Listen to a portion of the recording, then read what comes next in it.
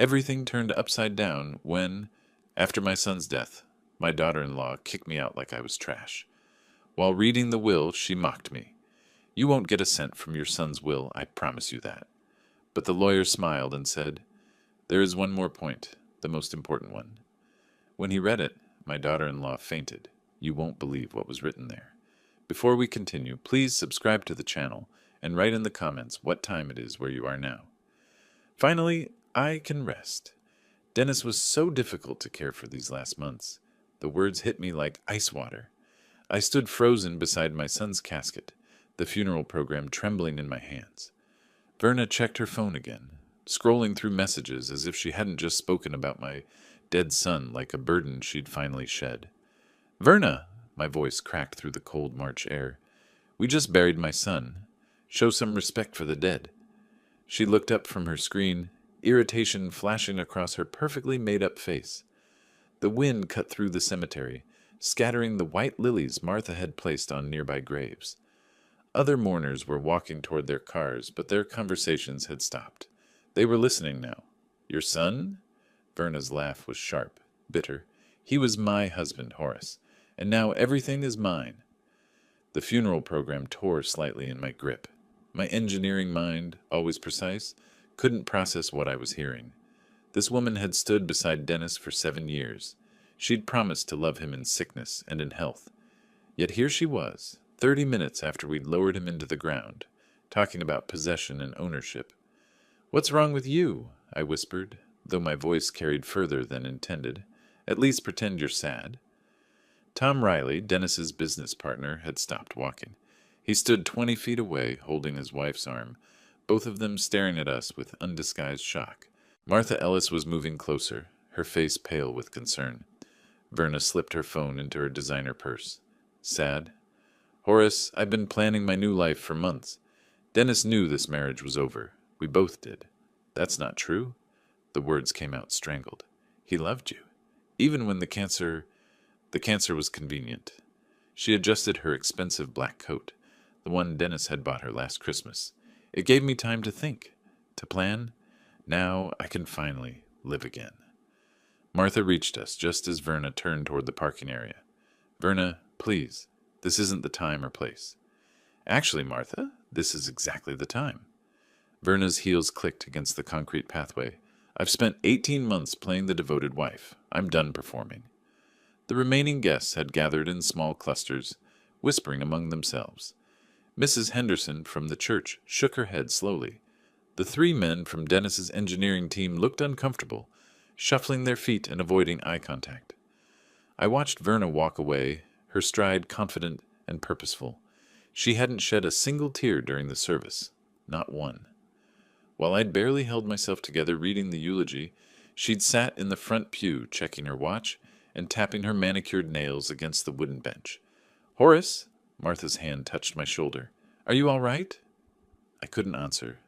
My throat felt raw, scraped clean by disbelief and growing anger. The woman Dennis had trusted with his life, his business, his love. She'd been counting the days until his death, planning her escape while he fought for every breath. The wind picked up again, rattling the bare branches overhead. Verna reached her silver Mercedes, the one Dennis had surprised her with for their 5th anniversary. She didn't look back, not once. Standing there beside my son's grave, I wondered what Dennis would think if he could see her now. Would he be heartbroken, angry, or had he suspected what I was only beginning to understand?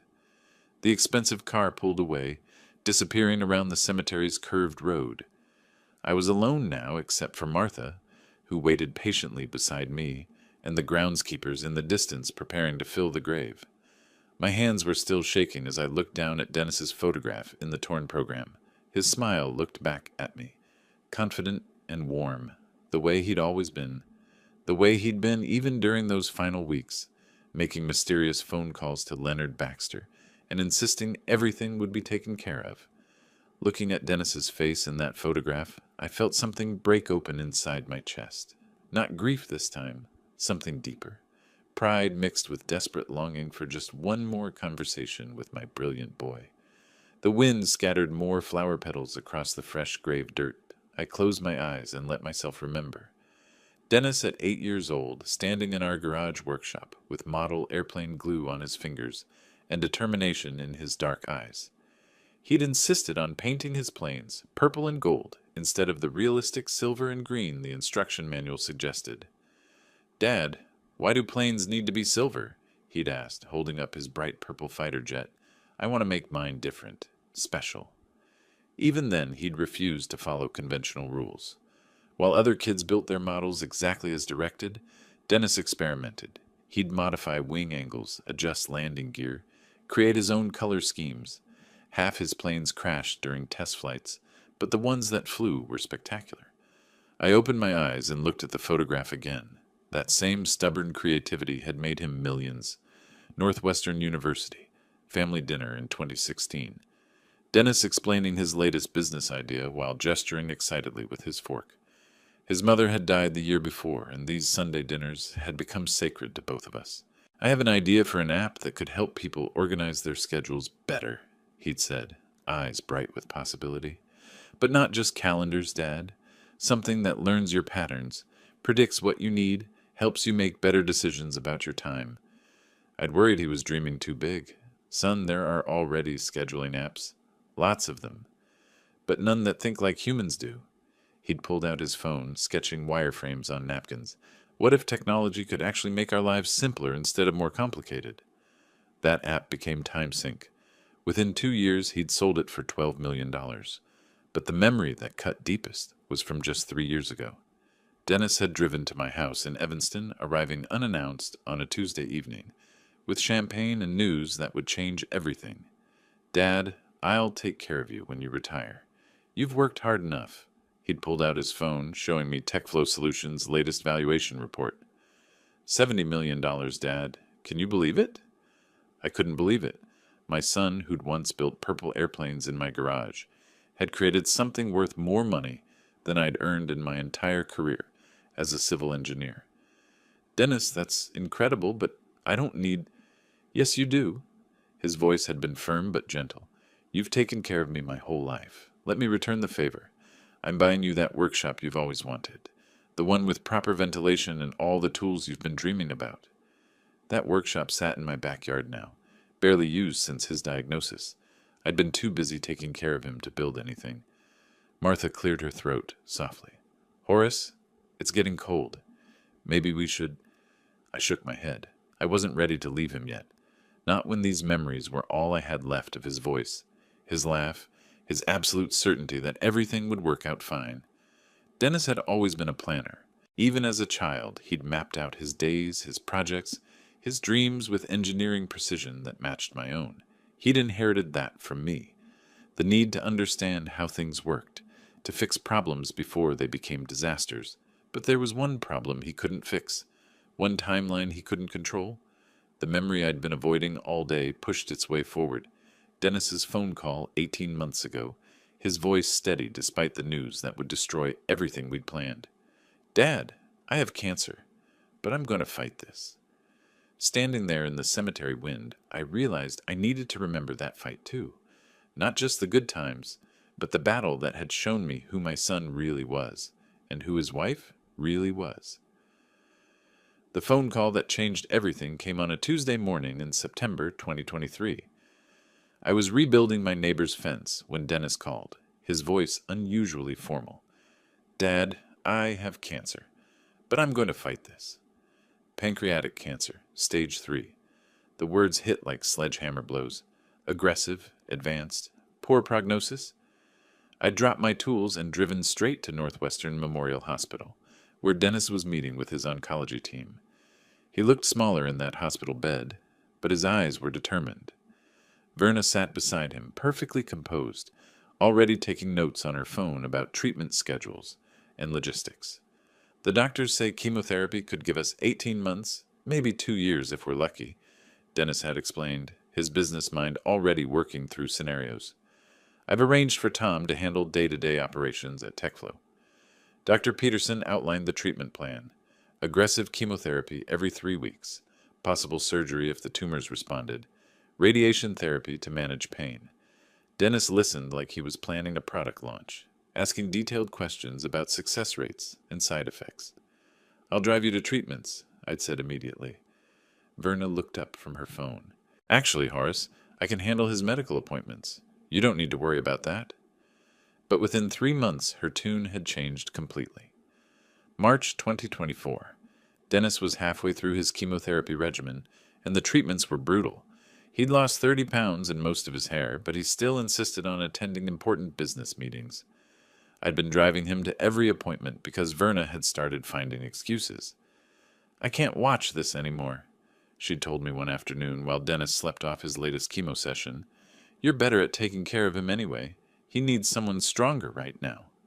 Stronger, as if loving my son through his illness was some kind of burden instead of a privilege. By summer, I'd moved into their guest room. Dennis needed help with basic tasks, cooking meals he could keep down, managing his medications, getting to and from treatments when he was too weak to drive. Verna had retreated to her office, claiming she was managing the emotional stress by staying busy. The truth was simpler. She was planning her exit.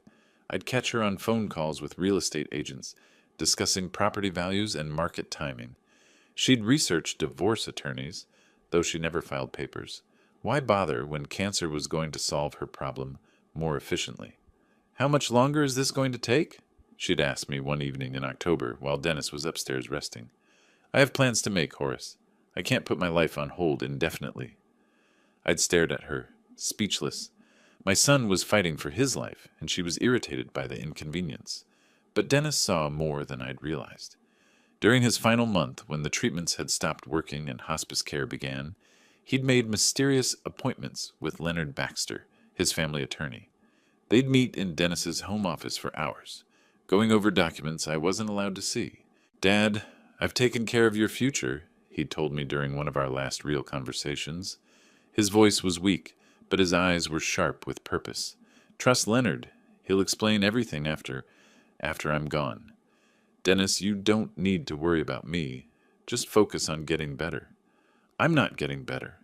His honesty was brutal and clean, like everything else about him.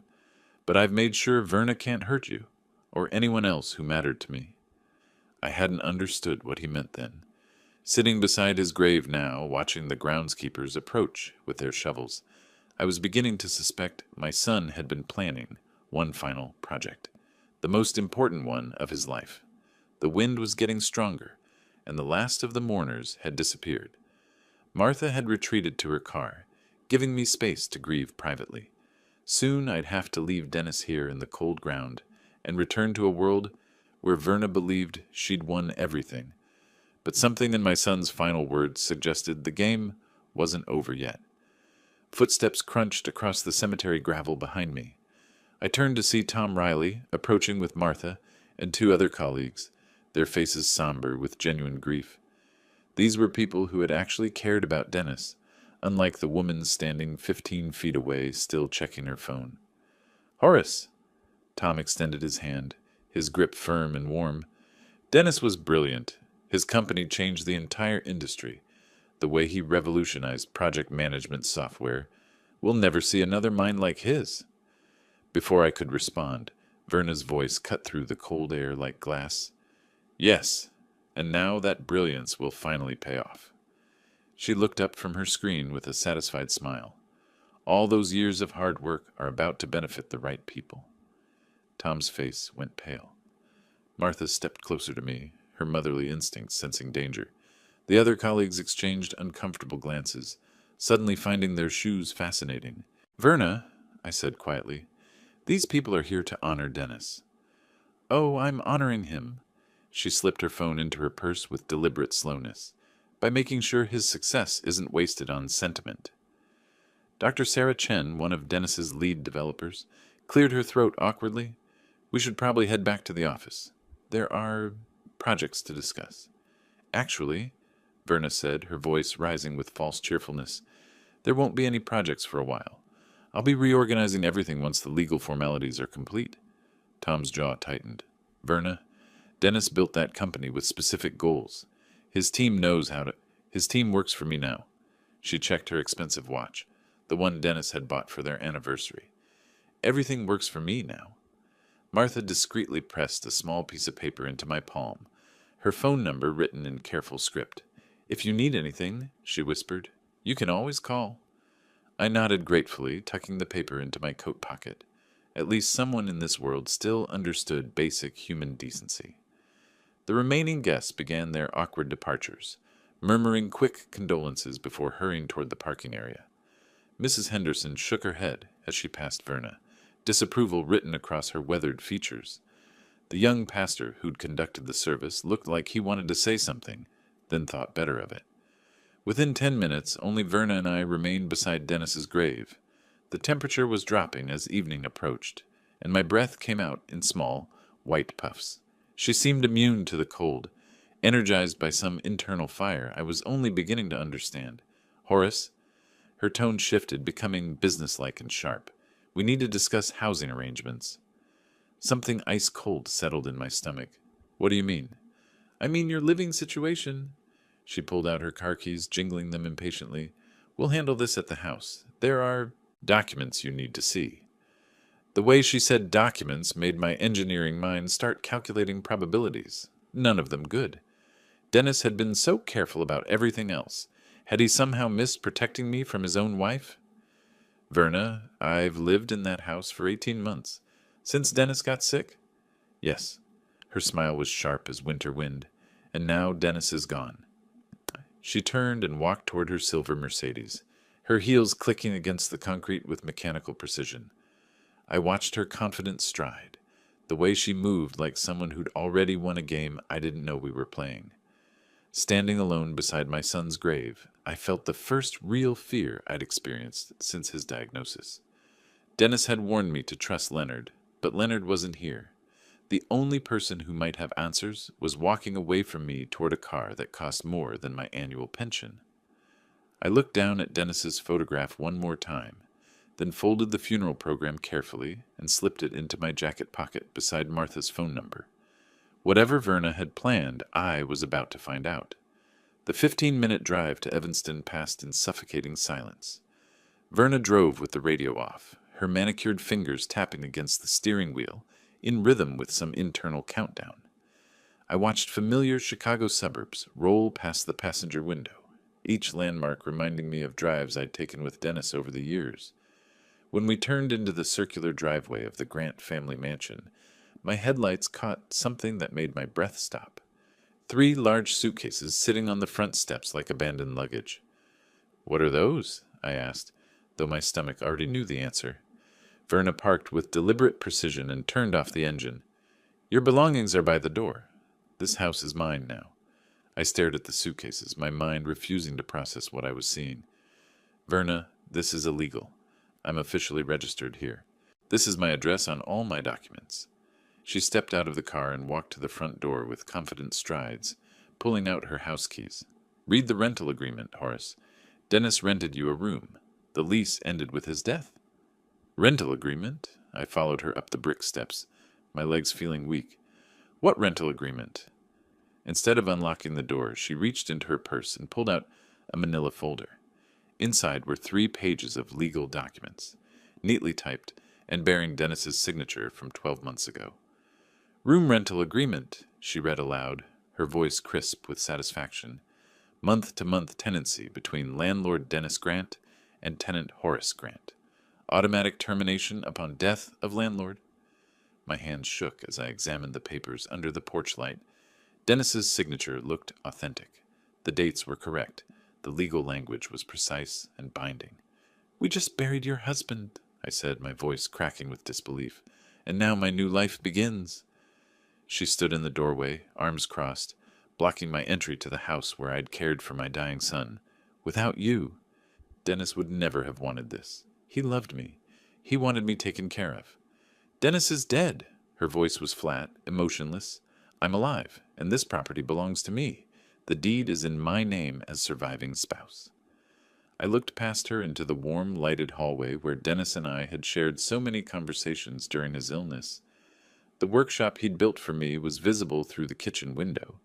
$10,000 worth of tools and equipment I'd barely had time to use. My tools, my workshop. "Your workshop is on my property. You can arrange to have everything moved once you find somewhere to live." Where am I supposed to go? It's nearly 7 o'clock on the day of my son's funeral. That's not my problem. She stepped aside just enough to grab the front door handle. Your belongings are packed. Your rental period has expired. If you're not gone in 15 minutes, I'll call the police for trespassing. The casual cruelty in her voice was breathtaking. This woman had eaten dinner at my table, had accepted my care during Dennis's illness, had smiled and played the devoted wife while planning this exact moment. I walked down to my old Honda Civic and began loading the suitcases into the trunk and back seat. Everything I owned now fit in 3 bags: clothes, a few books, Dennis's photographs, and the small box of model airplanes we'd built together when he was young. Verna watched from the doorway, her silhouette framed by the warm light of the house that was no longer my home. She didn't move to help. She didn't speak. She simply waited for me to finish and leave. As I closed the car trunk, she called out one final statement. "Don't come back without an appointment, Horace. This is private property now." The door closed with a solid click, followed by the sound of deadbolts turning. Lights began switching off in the house, room by room, as if she was erasing my presence from every space I'd occupied. I sat in my car for a moment, engine running, heat blowing against my face. Through the window I could see the workshop Dennis had built, the tools glinting in the darkness. 18 months of my life had been spent in that house, caring for my son, watching him fight and fail and die with dignity. Now I was homeless on the day of his funeral. The radio played soft jazz as I drove away from Evanston, following signs toward Chicago's cheaper motels. In my rearview mirror, the Grant mansion grew smaller until it disappeared entirely, taking with it the last physical connection to my son's life. But Verna had made one mistake. She'd shown her hand too early. Dennis had been planning something with Leonard Baxter, and tomorrow I was going to find out what.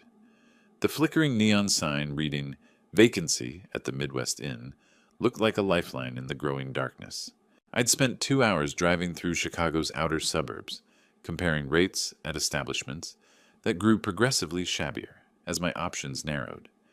$65 per night was manageable for a few days, though my modest savings wouldn't stretch much further.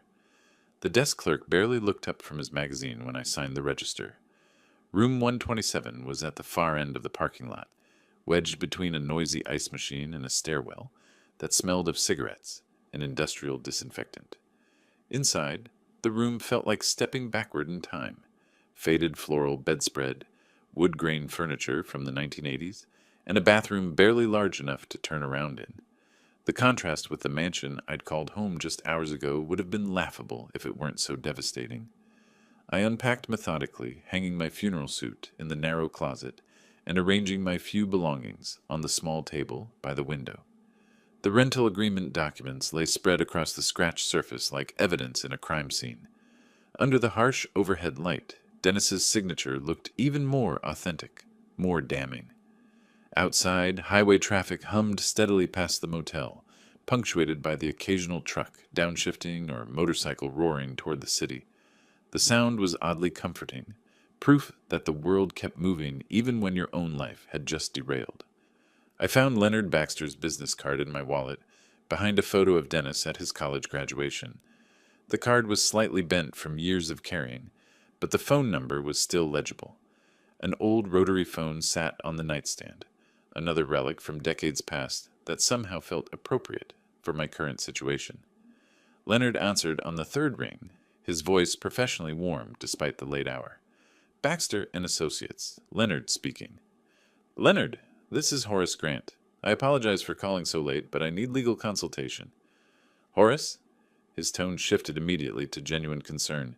"My deepest condolences about Dennis. He was an extraordinary young man. What happened?" I explained the eviction, the rental agreement, and Verna's calculated timing. Leonard listened without interruption, occasionally making small sounds of acknowledgement that told me he was taking careful notes. "Is this legal?" I asked when I'd finished. "Can she really throw me out on the day of the funeral?" "Unfortunately, if the rental agreement is valid, she has the legal right to terminate tenancy upon the landlord's death. Illinois law is quite specific about month-to-month arrangements." He paused, and I could hear Epps' papers rustling. However, there are other matters we need to discuss. Can you come to my office tomorrow morning? What kind of matters? Dennis's will reading. There are provisions you should know about. Something in his voice made my pulse quicken. Provisions? I can't discuss details over the phone, but Dennis was very thorough in his planning, very thoughtful about the people he cared about. Another pause. Bring the rental agreement documents with you. I'll need to examine them carefully. We scheduled the appointment for 10 o'clock the next morning. After hanging up, I sat on the edge of the motel bed, looking out at the parking lot where my Honda sat surrounded by pickup trucks and aging sedans. A family was unloading suitcases 2 doors down, father, mother, and 2 young children who seemed excited about their motel adventure. I thought about Dennis's final words. Trust Leonard. He'll explain everything. At the time, I'd assumed he was talking about funeral arrangements or simple estate matters. But something in Leonard's voice suggested my son had been planning more than I'd realized. The photograph of Dennis at graduation smiled at me from the nightstand. 22 years old, full of dreams and determination, standing beside me in his cap and gown. He'd whispered something to me that day. Dad, someday I'm going to take care of you the way you've taken care of me. Maybe he'd found a way to keep that promise, even from beyond the grave. I turned off the harsh overhead light and settled back against the thin pillows. Through the walls, I could hear a television playing sitcom laugh tracks and the distant sound of the family next door settling in for the night. Tomorrow, I would learn what Dennis had really been planning during those mysterious meetings with Leonard. Tonight, I would try to get some sleep and prepare for whatever revelation awaited me in the morning. 4 days at the Midwest Inn had taught me the rhythm of desperation. Wake at dawn to highway noise, shower in a stall barely wide enough for my shoulders, instant coffee and stale donuts from the vending machine, count the diminishing bills in my wallet, and calculate how many more nights I could afford. March 20th arrived gray and cold, but it felt different. Today held answers. I dressed carefully in my best suit, the navy one Dennis had insisted I buy for his wedding 7 years ago. The irony wasn't lost on me. In the cracked motel mirror, I looked like what I was, a 65-year-old man trying to maintain dignity while living in a 65 per night room. The drive downtown took 45 minutes through morning traffic. Chicago's skyline emerged gradually, glass towers reaching toward overcast clouds that promised snow. I'd driven these streets countless times during my engineering career, but today felt like entering foreign territory. Baxter and Associates occupied the 28th floor of a gleaming office building in the Loop. The elevator ride gave me time to steady my nerves and review the questions I'd prepared. Leonard had been cryptic during our phone conversation, mentioning surprises and provisions without specifics. The reception area whispered expensive legal services, mahogany furniture, original artwork, and a view of Lake Michigan that probably cost more per month than my pension. The receptionist, a professional woman in her 30s, smiled warmly when I announced myself. Mr. Grant? Mr. Baxter's expecting you. Conference room B. Leonard rose from behind a table covered with legal documents when I entered. He was younger than I'd expected, maybe 55, with graying temples and the confident handshake of someone accustomed to handling other people's crises. Horace, thank you for coming. His voice carried genuine warmth beneath the professional tone. Please sit. Coffee? Thank you. I settled into a leather chair that probably cost more than my monthly rent. Leonard, I need to understand my situation. Verna has made it clear she considers me an obstacle to be removed. He poured coffee from a silver service, his movements deliberate and calming. Dennis left a very detailed will. There will be surprises. What surprises? Verna says everything belongs to her as the surviving spouse. Dennis anticipated various scenarios. Leonard's smile was slight, but encouraging. Trust the process, Horace. Your son was extraordinarily thorough. I pulled out the rental agreement documents Verna had produced. What about this? Can she really evict me based on Dennis being my landlord? Leonard examined the papers carefully, his expression revealing nothing. The rental agreement appears legitimate. However, inheritance law is complex. There are protections for family members that supersede simple landlord-tenant relationships. What about the house? Can I return? Stay at the motel for now. His tone was firm but reassuring. Everything will become clear very soon. I've scheduled the formal will reading for this Friday at 2 o'clock. All parties will be present. All parties? You, Verna, and any witnesses Dennis specified. Tom Riley from the company. Martha Ellis as family representative. He made notes on a legal pad. The reading will be recorded for legal purposes. Relief mixed with anxiety in my chest. Leonard, I appreciate your help, but I need to ask about your fees. My resources are limited. Dennis arranged for all legal expenses related to his estate. You don't need to worry about costs. Leonard's smile broadened slightly. Your son thought of everything, Horace. Absolutely everything. Something in his tone suggested layers of meaning I couldn't yet grasp. Dennis had always been a planner, but the precision of these arrangements felt almost supernatural. Will Verna bring her own attorney? I expect so. She's entitled to legal representation during estate proceedings. Leonard gathered the documents into neat stacks. Horace, I want you to understand something important. Dennis loved you deeply. Every provision in his will reflects that love. The words hit harder than I'd expected. 4 days of anger and desperation had temporarily masked my grief, but Leonard's quiet certainty brought it rushing back. My son had been protecting me even while fighting cancer, even while his wife was planning my destruction. Friday at 2 o'clock, Leonard confirmed, handing me an appointment card. 28th floor, conference room A. Bring identification and any documents you think might be relevant. I stood to leave, feeling steadier than I had since the funeral. Leonard, can you give me any hint about what Dennis planned? Trust your son's judgment. His handshake was firm and final. He knew exactly what he was doing. The elevator ride down felt different from the ride up. Instead of desperation, I carried cautious hope. Dennis had been 3 moves ahead of everyone during his illness, apparently including his wife. Driving back to the motel through afternoon traffic, I thought about Friday's confrontation. Verna would arrive expecting complete victory, probably with expensive legal representation. She'd spent 4 days planning her next moves, confident in her position, but Dennis had been planning much longer. Friday morning arrived with the kind of bitter wind that makes March feel like winter's final assault. I'd spent the previous 3 days at the motel in a strange state of suspended animation, too anxious to read, too restless to sleep properly, too broke to do anything but wait. By 11 o'clock, I was dressed in my funeral suit again, checking my appearance in the motel's unforgiving mirror. The face looking back showed every one of my 65 years, plus the weight of the past week's ordeals. But my eyes held something they hadn't since Dennis's diagnosis. Purpose. The drive downtown felt different this time. Instead of desperation driving me toward Leonard's office, I was moving toward answers.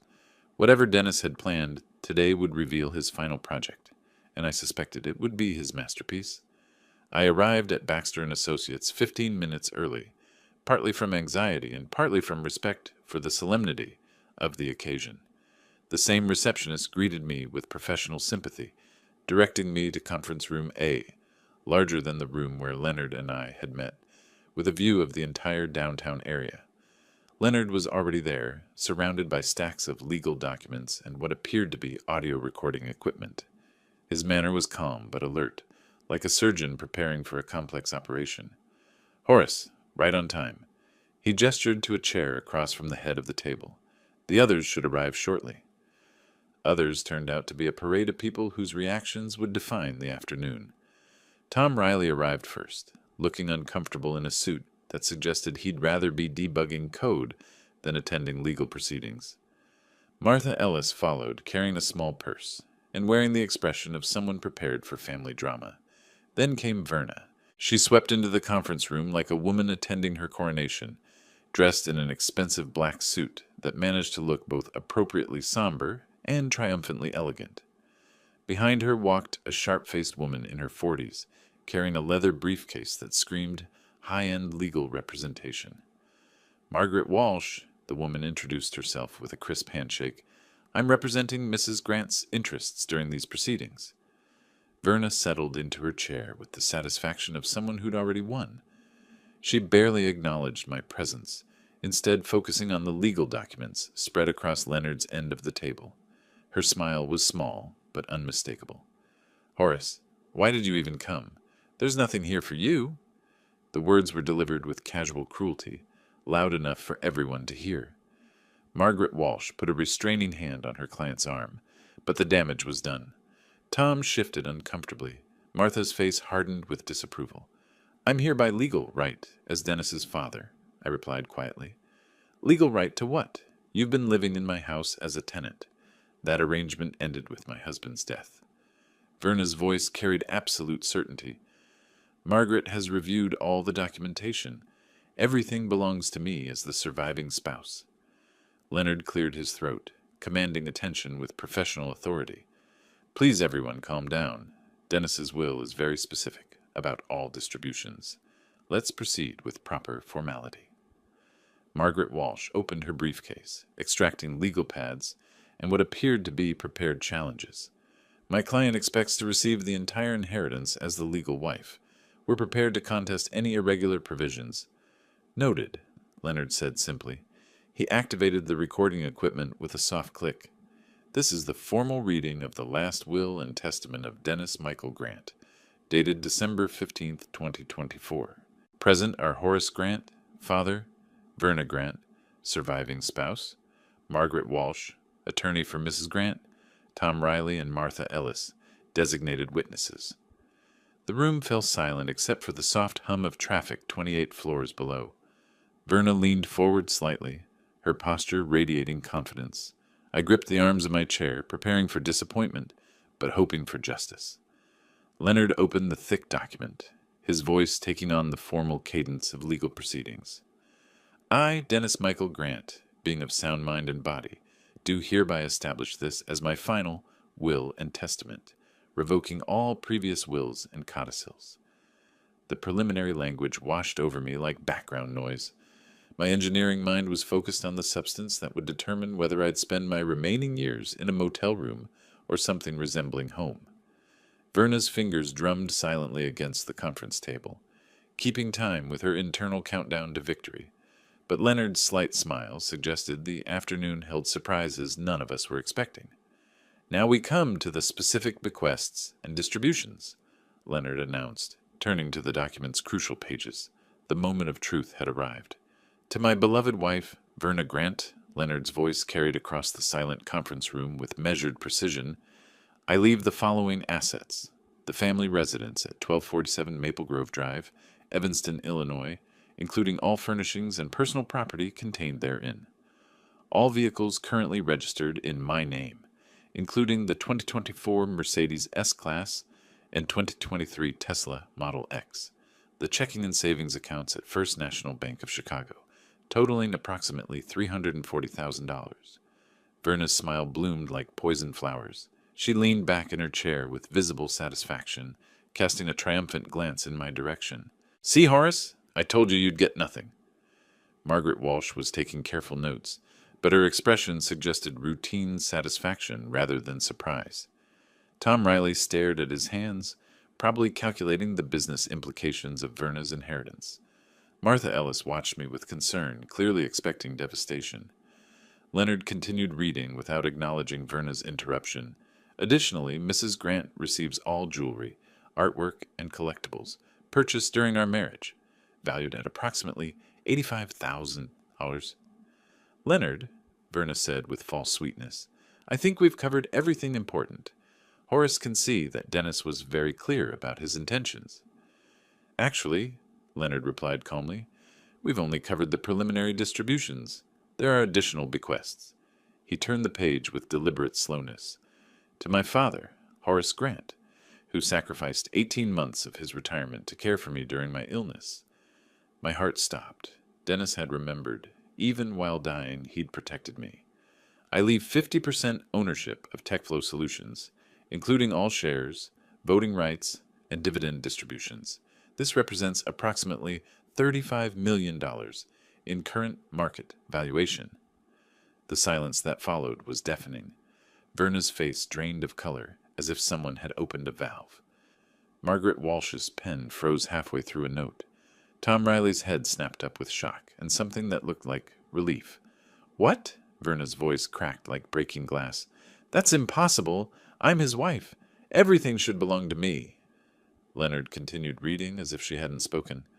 Additionally, Mr. Horace Grant receives the workshop and all tools constructed for his use, to be relocated to property of his choosing, all model aircraft collections built together during Dennis's childhood, and the sum of $150,000 from the Memorial Education Fund. I couldn't breathe. 50% of Dennis's company. $35 million. The workshop he'd built for my retirement. After a week of homelessness and desperation, my son had given me security beyond anything I'd dreamed. This is fraud. Verna shot to her feet, her carefully composed facade shattering completely. I'll challenge this decision. You orchestrated this, you scheming old man? Verna, I managed to say through my shock, this is legal. Dennis had the right to distribute his assets however he chose. Legal? Her laugh was sharp and bitter. You think I'll let you steal half of what belongs to me? Margaret, tell them this is contestable. Margaret Walsh was frantically reviewing her notes, clearly recalculating her entire strategy. There may be grounds for undue influence claims, but nothing. Verna's voice rose to near shouting. Dennis was sick, dying. His judgment was compromised. This old man took advantage of his condition. Tom Riley finally spoke, his voice quiet but firm. Verna, I was present during several of Dennis's business meetings, right up until the end. His mind was completely clear. He knew exactly what he was doing. You're all conspirators. Verna whirled to face Leonard. How much did Horace pay you to write this fiction? Leonard's voice remained professionally calm despite her accusations. Mrs. Grant, I understand your disappointment, but these distributions were entirely Dennis's decision. He spent considerable time ensuring every detail was legally sound. Verna turned back to me, her eyes blazing with fury that made her previous cruelty look mild by comparison. You think you've won something, old man? I'll take everything from you. Every penny, every share, every tool in that workshop. By the time my lawyers finish, you'll be living in that motel for the rest of your miserable life. Martha Ellis reached across the table and squeezed my hand gently. Dennis loved you very much, she whispered. But Leonard was organizing his papers with the careful attention of someone whose work wasn't finished. Mrs. Grant, please sit down. We haven't completed the reading. What else could there possibly be? Verna remained standing, her hands planted on the conference table like weapons. Leonard's smile was slight but unmistakable. There is one more condition that affects all previous distributions. The temperature in the room seemed to drop 10 degrees. Whatever bombshell Dennis had prepared, Leonard was about to detonate it. Leonard's slight smile deepened as he reached for another document from his carefully organized stack. The conference room fell silent, except for the soft hum of recording equipment and Verna's labored breathing as she processed the devastating news about shared inheritance. There is one more clause in the will, Leonard announced, his voice carrying the weight of a final revelation. A special condition that Dennis added 3 weeks before his death. Verna's eyes narrowed dangerously. What condition? You're hiding something. The condition states, Leonard read with measured precision, that if my wife Verna attempts to force my father Horace to leave our family home within 1 year of my death, the entire inheritance, including house, vehicles, bank accounts, and business shares, automatically transfers in full to Horace Grant. The silence that followed was absolute. Even the traffic noise from 28 floors below seemed to stop. Verna's face drained of color as the implications crashed over her like a collapsing building. No! Her voice cracked with desperate disbelief. This is a trap. He couldn't have known. Dennis also left a video recording explaining his motives, Leonard continued, setting up a small screen. He wanted you to understand his reasoning. The monitor flickered to life, and Dennis's familiar face appeared, thinner than in health, but with eyes sharp with intelligence and love. My heart nearly stopped seeing my son again, hearing his voice from beyond death. Verna, if you're watching this, it means you've evicted my father from our home. Dennis's voice was gentle but firm. I hoped you would surprise me. I hoped the woman I married would show compassion during grief, but I know you too well. Verna was hyperventilating now, her hands gripping the conference table until her knuckles went white. Margaret Walsh was frantically taking notes, but her face showed professional alarm at her client's complete legal collapse. Dad, Dennis continued, looking directly into the camera with that engineer's precision I'd taught him, I'm sorry you had to experience her cruelty, but I've protected you. Everything I built, everything I earned, it's yours now. Use it well. Live comfortably. Honor Mom's memory in that house. The video paused, and Leonard's quiet voice filled the stunned silence. The eviction occurred on March 15th, the day of Dennis's funeral. The condition was immediately triggered. All assets transferred to Horace Grant, effective immediately. This isn't legal, Verna's voice rose to near screaming. A will can't have conditions like this. Actually, it can, Leonard replied calmly. Conditional inheritance is perfectly legal in Illinois when the conditions are clearly stated and not against public policy. Dennis consulted extensively to ensure enforceability. Margaret Walsh finally found her voice. We'll challenge this immediately. Undue influence, mental incapacity, fraudulent... The video continues, Leonard interrupted, restarting the recording. Dennis smiled sadly from the screen. Verna, I loved you for 7 years. I gave you everything I could. But love without kindness is just possession. Dad raised me to treat people with dignity, especially family. I hoped marriage would teach you the same values. Verna made a choking sound and doubled over as if physically struck. If you had shown Dad even basic respect after my death, you would have inherited everything as my wife. But I knew your nature. I gambled on your greed, overcoming your wisdom. Dennis's expression was sorrowful but resolved. I lost that bet, but Dad won his future. The video ended with Dennis saying quietly, I love you both, but I protect the people who love others more than themselves. Leonard turned off the screen and faced the devastated room. The legal transfer begins immediately. Mrs. Grant, you have 30 days to vacate the property. Verna's breathing became rapid and shallow. Her eyes rolled back, and she slumped forward in her chair. Margaret Walsh caught her as she fainted, calling for medical assistance. As paramedics were summoned and Verna was revived with smelling salts, I sat motionless, overwhelmed by the magnitude of my son's love and foresight. He had known exactly who his wife was and exactly how she would behave. Even dying, he had protected me with surgical precision. Tom Riley broke the stunned silence. Dennis was always 3 steps ahead of everyone else. Martha Ellis reached over and squeezed my hand. He saved you, Horace. Even from the grave, he saved you. Verna was helped from the conference room by paramedics, Margaret Walsh following with defeated professionalism. As they disappeared into the hallway, Leonard began organizing documents for immediate legal transfer. I remained seated, staring at the blank video screen where my son's face had been. Dennis had given me everything: security, dignity, and the profound knowledge that his love would protect me forever. The game was over. Justice had been served by the most loving hand I'd ever known. The next 2 months became a masterclass in legal futility. Despite losing everything through her own actions, Verna threw herself into challenging Dennis's will with the desperation of someone drowning in consequences she'd created for herself. Margaret Walsh's law firm occupied an entire floor of a Michigan Avenue high-rise, their marble lobby decorated with awards for complex litigation. But all their expertise couldn't overcome one fundamental problem. Dennis had been smarter than everyone else in the room, including them. The conditional clause is discriminatory, Margaret argued during the first hearing on April 2nd. It penalizes my client for exercising her legal rights as a property owner. Judge Patricia Harrison, a woman in her 60s with steel gray hair and no patience for frivolous arguments, reviewed the documents with clinical precision. The testator had full legal right to establish inheritance conditions, Counselor. Nothing in Illinois law prevents conditional bequests based on beneficiary behavior. I attended every hearing from the gallery, watching Verna's legal team exhaust every possible angle of attack: undue influence, mental incapacity, fraudulent documentation, discriminatory conditions.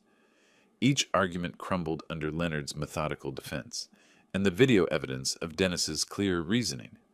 Mr. Grant, Leonard had explained during our preparation sessions, Dennis spent 3 months crafting language that would survive any legal challenge. He consulted estate planning specialists, constitutional lawyers, and behavioral psychologists. This will is bulletproof. The discovery phase revealed devastating evidence for Verna's case. Witnesses testified about her behavior at the funeral. Tom Riley described her increasing absence during Dennis's illness. Martha Ellis recounted years of observing Verna's materialistic priorities. Even Mrs. Henderson from the church provided testimony about inappropriate comments during the service. The deceased demonstrated clear mental capacity throughout his illness, testified Dr. Peterson, Dennis's oncologist. Mr. Grant continued making complex business decisions until weeks before his death. His cognitive function was never impaired. Verna's own testimony proved disastrous. Under oath, she couldn't deny evicting me on the funeral day. She couldn't explain her absence during Dennis's medical appointments. Most damaging, she admitted spending inheritance money on legal fees before the will was even probated. So you accessed estate accounts immediately after your husband's death? Leonard asked during cross-examination. I had bills to pay, Verna snapped, her carefully coached composure cracking. The funeral expenses, legal consultations, including retainer fees for challenging the will you assumed would give you everything? Margaret Walsh's objection was sustained, but the damage was done. Verna had revealed exactly the attitude Dennis had predicted and protected against. By early May, even Margaret Walsh was advising settlement. Horace, this isn't over, Verna declared after another failed motion. I'll find another way to fight this. But her resources were depleting as quickly as her legal options. The expensive law firm required substantial retainers. Expert witnesses cost thousands per day. Meanwhile, Leonard's fees were covered by the estate, giving us unlimited legal firepower. The final hearing on May 15th lasted only 30 minutes. Judge Harrison had reached her decision based on overwhelming evidence of Dennis's mental capacity, the will's legal validity, and Verna's clear triggering of the conditional clause. The testator created a legal document expressing his clear intentions regarding asset distribution, Judge Harrison announced. The conditional inheritance clause was properly executed when the surviving spouse evicted the testator's father from the family residence. All challenges are denied. Costs are awarded against the petitioner. Verna's shoulders sagged as the gavel fell. 2 months of expensive legal warfare had ended exactly where Dennis's video had predicted, with her losing everything through her own choices. Leonard and I stood in the courthouse hallway afterward, watching Verna and Margaret Walsh disappear toward the elevators. She moved with the defeated posture of someone who had finally understood the price of cruelty. Your son was extraordinary, Leonard said quietly. In 30 years of estate law, I've never seen planning this thorough. Dennis always finished what he started, I replied, thinking of all the model airplanes we'd built together, all the projects he'd completed with engineering precision. This had been his final project, ensuring justice through love, protection through wisdom, and consequences through choice. Even death couldn't stop Dennis from taking care of the people who mattered to him. Justice had been served not through revenge, but through the simple truth that actions have consequences, and love protects those who deserve protection. June 1st dawned clear and warm, the kind of Chicago morning that promises summer is finally coming. I stood on the front steps of the Grant Mansion, holding the same keys Dennis had given me 18 months earlier when I'd moved in to care for him. This time, though, I wasn't a guest or a tenant. I was home. The lock turned smoothly, and the front door opened onto the hallway, where Verna had stood blocking my entry just 2.5 months ago. Now the house felt different, not because anything had changed physically, but because love and justice had reclaimed it from greed and cruelty. Verna had moved out the previous week with surprising dignity. Our final conversation had been brief but civil. You won, Horace, she'd said while packing her jewelry box, but Dennis won't come back. You're right, I'd replied, but his love and wisdom live on. She'd nodded slowly, perhaps finally understanding that this hadn't been about winning or losing, but about consequences and character. I'd even helped her carry suitcases to her car, because Dennis had raised me to treat people with dignity, regardless of how they'd treated me. The house felt peaceful now, filled with memories of Dennis's childhood and achievements, rather than the tension of his final months. I'd kept his home office exactly as he'd left it, and that's where I was sitting when Tom Riley called to discuss our first official business meeting. "Horace, I know you never planned to run a technology company," Tom said over the phone, "but Dennis left detailed strategic plans for the next 5 years. With your oversight and my operations management, we can build something worthy of his vision." "What did you have in mind?" "Expansion into educational software. Dennis believed technology should help people learn and grow, not just organize their schedules. We could create learning platforms for engineering students, maybe partner with Northwestern University." The conversation continued for an hour, covering growth projections, hiring plans, and Dennis's notes about corporate social responsibility. My son had built more than a business. He'd created a platform for positive change. As the majority owner, I could ensure that platform served purposes beyond profit. "Tom, I want to establish something else," I said as our call concluded. "The Dennis Grant Memorial Scholarship Fund. Full rides for engineering students from working-class families. Kids who have the brains but not the bank accounts." "Dennis would love that idea." After hanging up, I walked through the house, reacquainting myself with rooms that held decades of family history. In the workshop Dennis had built for my retirement, I found a half-finished model airplane, a P-51 Mustang we'd started together during one of his better days. I sat at the workbench and picked up the tiny brushes, painting the wings the same bright purple Dennis had chosen for his childhood planes. Martha Ellis visited that evening, bringing a casserole and the kind of practical comfort that family provides during transitions. "How are you adjusting to all this?" she asked, settling into Dennis's favorite chair with a cup of tea. "It's overwhelming sometimes," I admitted. "The money, the business, the responsibility. But I keep hearing Dennis's voice telling me to use it well. He planned everything perfectly, didn't he?" "Better than perfect. He knew Verna would reveal her true nature, and he protected me from it. Even dying, he was taking care of his old dad." Martha smiled sadly. "That boy loved you more than his own life." Later that night, I sat in Dennis's office reviewing the scholarship fund paperwork Leonard had prepared. The program would provide full tuition, living expenses, and mentorship for 20 students per year. In 10 years, we'd have helped 200 bright kids achieve their dreams. The phone rang as I was closing the files. The caller ID showed Northwestern University. "Mr. Grant, this is Professor Sarah Chen. I wanted to personally thank you for establishing the Memorial Scholarship Fund. The first recipient is a young woman from the South Side whose father works 3 jobs to support the family. She reminds me so much of Dennis. Brilliant, determined, and focused on using engineering to help people." After the call ended, I sat quietly in the gathering dusk, looking at Dennis's photograph on the desk. At 22, he'd been full of dreams about changing the world through technology. Now, even after death, he was making those dreams possible for others. Outside, Evanston settled into evening quiet. The house felt alive with purpose rather than empty with grief. Dennis's love had created not just justice, but ongoing hope for the future.